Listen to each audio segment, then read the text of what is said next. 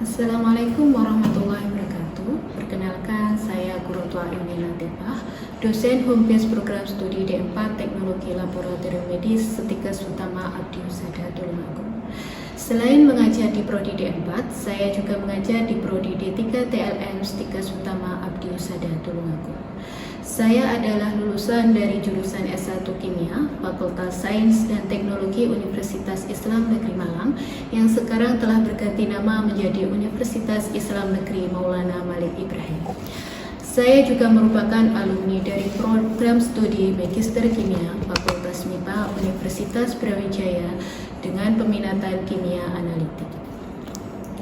Di Setikes Utama Abdi Husada Tulungagung, saya mengampu mata kuliah yang tergabung dalam rumpun ilmu kimia, salah satunya toksikologi.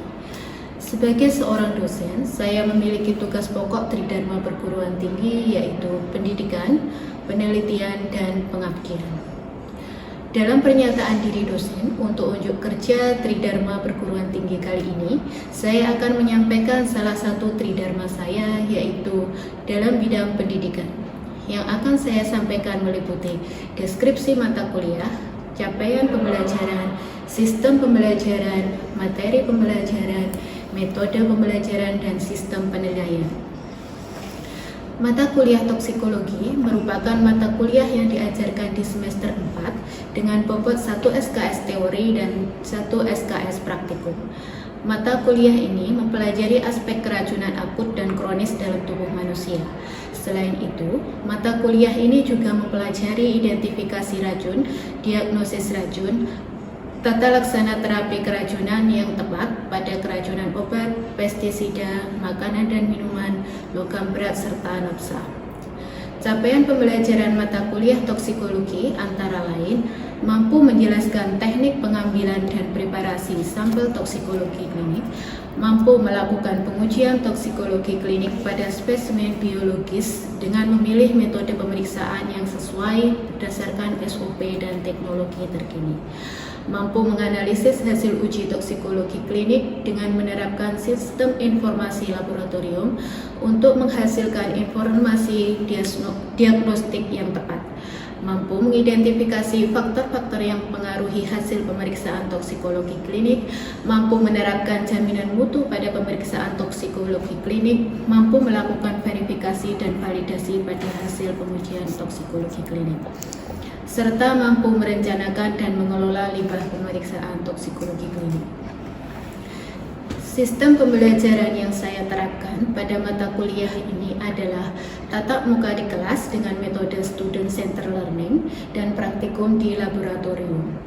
Materi yang dipelajari dalam mata kuliah ini meliputi 1. Teknik pengambilan dan preparasi sampel toksikologi, 2. Metode analisis toksikologi, 3. Faktor-faktor yang mempengaruhi hasil pemeriksaan toksikologi, 4. Pemeriksaan laboratorium untuk keracunan logam berat, pestisida, sianida, dan gas karbon monoksida, serta nafsa. Menerapkan jaminan mutu pada pemeriksaan toksikologi, melakukan verifikasi dan validasi hasil pemeriksaan toksikologi, serta menangani limbah pemeriksaan toksikologi. Sistem penilaian yang diterapkan dalam mata kuliah ini yaitu presensi dan sikap 20%, tugas 20%, UTS 30%, dan UAS 30%. Berikut akan saya tampilkan video pembelajaran di kelas dan laboratorium terkait mata kuliah toksikologi.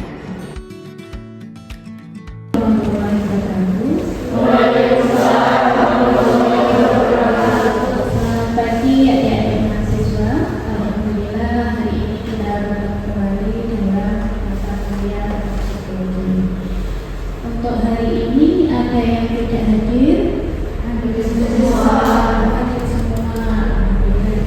ya. Baik, pada pertemuan kali ini kita akan membahas keracunan logam. Ini merupakan materi pertama kita setelah UTS ya. Ada yang tahu apa itu logam berat? Silakan Pak. Menurut saya logam berat itu adalah bahan-bahan alami yang berasal dari lapisan bumi yang tepat sekali. Jadi logam berat itu adalah bahan-bahan alami yang berasal atau sebagai penyusun tanah bumi yang tidak dapat dimusnahkan. Ketika logam berat tersebut masuk ke dalam tubuh kita, maka akan terjadi akumulasi. Jadi laju akumulasinya itu lebih tinggi dibandingkan kemampuan tubuh kita untuk mengeluarkannya. Sehingga dari waktu ke waktu logam berat tersebut akan terakumulasi dan menyebabkan suatu masalah dalam tubuh kita atau bahkan menimbulkan keracunan. Kemudian logam berat apa saja yang beracun? Di antaranya ada raksa atau merkuri, ada kromium, ada kadmium, tembaga, timah, nikel, arsen, kobalt, aluminium, besi, selenium, dan zinc. Kemudian bagaimana mekanisme logam berat meracuni kita? Dalam bidang toksikologi itu dikenal dua keracunan, tipe keracunan, ada keracunan akut dan ada keracunan kronis. Di mana keracunan akut itu merupakan bentuk keracunan yang terjadi dalam jangka waktu singkat atau sangat singkat. Jadi mungkin Anda menelan logam berat dalam dosis yang tinggi. Sementara keracunan kronis yaitu didefinisikan dengan terhirup atau tertelannya bahan beracun dalam dosis rendah, tetapi dalam jangka waktu yang panjang. Nah, ini contohnya juga ada juga. Jadi ketika Anda berangkat ke sini, itu Anda terpapar dengan logam, namun dosisnya rendah, itu akan menjadi keracunan ketika sudah dalam jangka waktu yang panjang. Nah, senyawa logam yang masuk dalam tubuh itu tadi akan terabsorpsi di dalam tubuh, kemudian didistribusikan dan dimetabolisme. Hasil metabolisme tersebut itu ada yang disimpan, jadi proses akumulasinya adalah setelah metabolisme. Ada yang disimpan, ada yang diekspresikan, baik melalui feses, urin ataupun keringat. Nah, terus bagaimana mekanismenya kok bisa beracun? Secara umum ion logam itu akan berikatan dengan sulfhidril dari protein enzim dan protein seluler sehingga mengganggu fungsi enzim dan transport sel. Makanya nanti akan menimbulkan masalah-masalah kesehatan bagi tubuh kita. Selanjutnya, logam yang ada di sekitar kita, logam beracun yang ada di sekitar kita itu antara lain timban. Sudah tahu ya apa itu timban? Iya, timban itu ada yang menyebut dengan timah hitam atau berumbung istilah kerennya. Terus disebutkan dengan PB. Absorpsi PB terutama melalui saluran cerna dan saluran napas. PB anorganik mula-mula terdistribusi di jaringan lemak, terutama dalam ginjal dan hati. Kemudian PB tersebut mengalami redistribusi ke dalam tulang, gigi, dan rambut. Sejumlah kecil PB anorganik ditimbun dalam otak dan sebagian besarnya itu berada di substansia gisea dan ganglia besar. Ini merupakan bagian dari sistem saraf pusat. Jadi untuk PB yang diserang adalah sistem saraf pusat. Hampir semua PB anorganik terikat dengan eritrosit dalam sirkulasi. Bila kadar PB relatif tinggi dalam sirkulasi, barulah ditemukan dalam plasma. Logam selanjutnya ada arsen atau AS. Senyawa arsen dapat masuk ke dalam tubuh melalui 3 cara, yaitu peroral, inhalasi, dan absorpsi melalui kulit. Racun arsen yang masuk ke ke dalam saluran cerna akan diserap secara sempurna di dalam usus dan masuk ke aliran darah dan disebar ke seluruh organ tubuh. Distribusi racun arsen itu tergantung dari lama pajangan dan jenis arsen yang dikonsumsi. Sebagian besar arsen disimpan di hati, ginjal, jantung, dan paru-paru. Dalam darah, arsen yang masuk akan mengikat globulin dalam darah. Logam selanjutnya yaitu merkuri atau air raksa, disimpulkan dengan Hg. Senyawa merkuri dapat masuk ke dalam tubuh melalui pernafasan, kulit, maupun konsumsi makanan yang terkontaminasi. Merkuri mudah melalui saraf otak dan plasenta karena sifatnya yang larut di dalam lemak. Di otak, merkuri akan diakumulasi di korteks cerebrum dan cerebellum, di mana ia akan teroksidasi menjadi bentuk merkuri H12. Kemudian bagaimana pemeriksaan logam berat? Jadi di toksikologi itu kita ada dua pemeriksaan, ada secara kualitatif dan kuantitatif. Secara kualitatif itu kita dapat menggunakan reaksi kimia dengan reaksi tertentu yang akan menunjukkan perubahan warna atau terbentuknya endapan. Misalnya ada sampel yang mengandung Hg atau merkuri, kemudian direaksikan dengan Ki, maka akan membentuk warna orange. Secara kuantitatif, pemeriksaan yang dapat digunakan adalah AAS, di mana AAS ini membutuhkan sampel berupa cairan. Jadi kalau sampel toksikologinya itu berupa cair, sebenarnya bisa langsung diperiksa.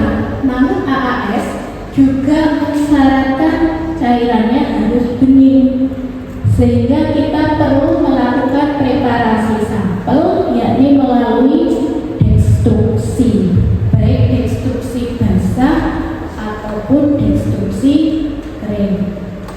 Kalau destruksi basah itu yang menggunakan asam kuat, ada asam perklorat, ada asam sulfat, ada asam nitrat. Kalau destruksi kering itu kita menggunakan oven atau pengambuan, baru nanti dapat dianalisa. Baik, demikianlah materi kita untuk keracunan logam kali ini.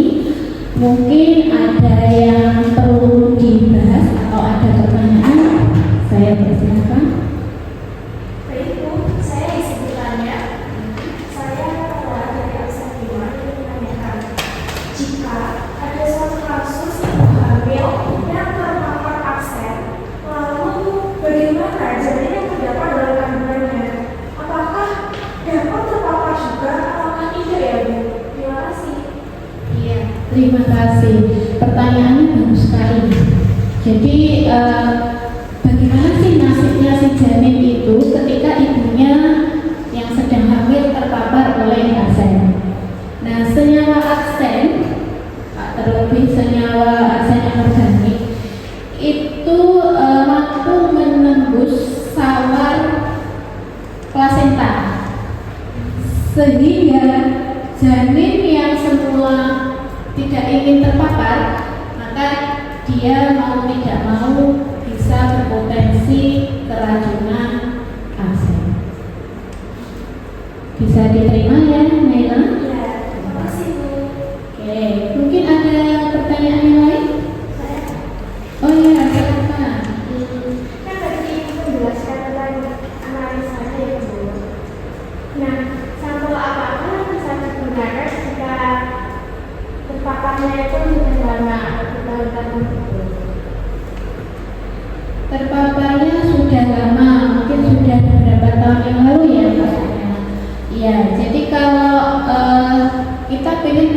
deteksi keracunan logam, apalagi itu sudah beberapa tahun yang lalu kita terpaparnya, kita dapat menggunakan sampel rambut, kuku, atau bahkan tulang. Namun yang paling mampu menggambarkan dalam jangka waktu yang lama bertahun-tahun itu adalah tulang. Ada pertanyaan lagi? Sudah? Oke, sudah cukup ya. Baik, untuk selanjutnya nanti tugas Anda adalah menuliskan apa efek dari keracunan ketiga logam tersebut. Dikumpulkan setengah jam kemudian ya. Oke, sudah selesai semua ya? Sudah. Bisa dikumpulkan.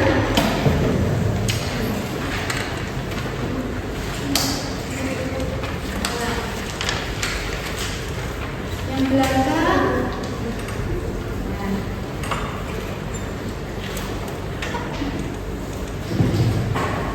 Baik, terima kasih. Dengan berkumpulnya tugas yang saya berikan, berakhir pula pembelajaran kita pada hari ini. Kita bertemu lagi di minggu depan. Insyaallah saya akhiri. Assalamualaikum warahmatullahi wabarakatuh. Waalaikumsalam warahmatullahi wabarakatuh.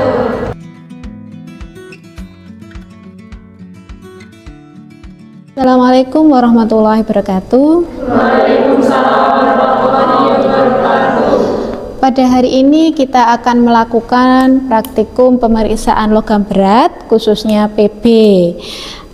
Untuk prosedurnya silahkan dibuka terlebih dahulu.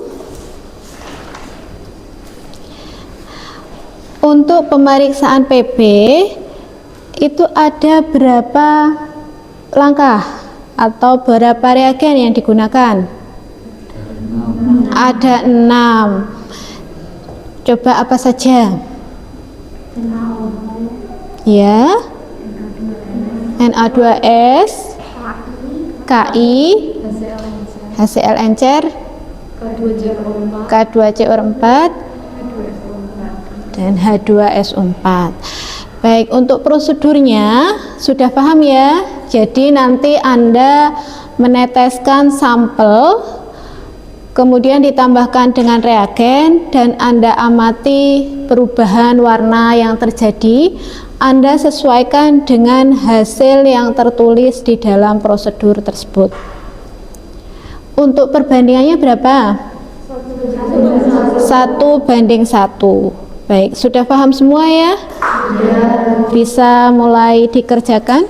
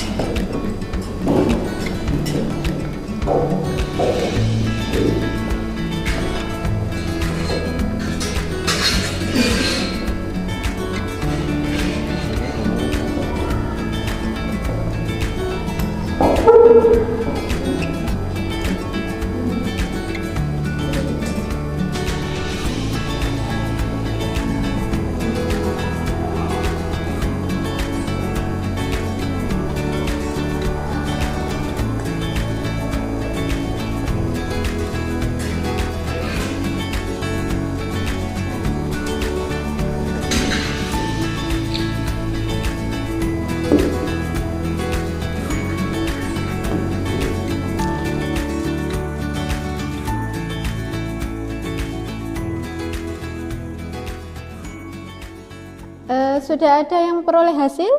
Sudah. Oh sudah. Baik, dari meja sini dulu. Hasilnya bagaimana? Ini Bu, didapatkan hasil positif. Oh, hasilnya positif. Sampel yang dibawa tadi sampelnya siapa? Sampel dari petugas SPBU setempat Bu. Oh, petugas SPBU setempat. Sehingga hasilnya positif ya. Mungkin beliaunya sudah bekerja lama di SPBU tersebut sehingga paparannya sudah tinggi. Kalau yang meja sini bagaimana? Hasilnya negatif, Bu. Hasilnya negatif. Tadi urin dari Anda ya? Iya, alhamdulillah negatif. Artinya paparannya tidak besar Kenapa? Karena Anda sering memakai masker. Ya. Baik, kalau begitu apa yang mempengaruhi hasil tersebut selain waktu atau lama paparan?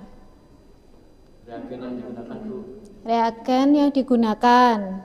Terus persiapan sampelnya. Dari hasilnya itu mungkin memakan makanan yang mengandung. Iya, itu kalau jalur paparannya melalui oral. Kalau melalui hidung, apa langkah yang dapat kita lakukan untuk menjaga paparan tersebut? Memakai masker. Selain itu ada jalur paparan lagi, yakni melalui kulit. Apa yang perlu Anda lakukan? Memakai handscoon. Oke, sudah jelas semua ya? Nanti silakan disusun dalam laporan sementara. Sudah paham semua ya dengan praktikum hari ini? Baik, untuk minggu depan kita lanjutkan praktikum kita masih di pemeriksaan logam berat, yakni di merkuri ya untuk minggu depan. Terima kasih untuk hari ini. Anda bisa kembali ke kelas. Saya akhiri. Assalamualaikum warahmatullahi wabarakatuh. Waalaikumsalam.